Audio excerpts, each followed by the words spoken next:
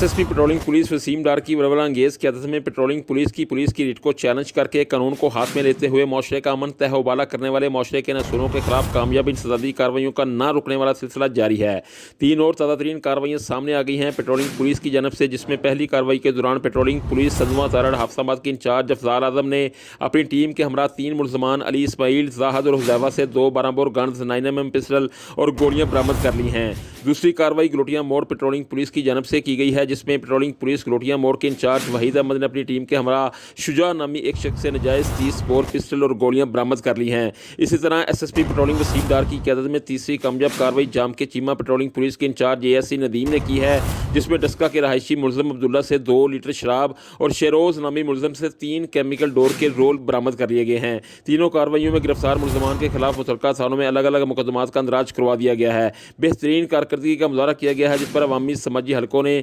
समाज दुश्मन अनासर के खिलाफ जके बाद दीगर कामयाब कार्रवाइयों पर पेट्रोलिंग पुलिस को भरपूर खराज तहसीन पेश किया है। कैमरामैन राशिद मजीद मुस्तफ़ाई के साथ आबिद मुगल, PNN TV, गुजरांवाला।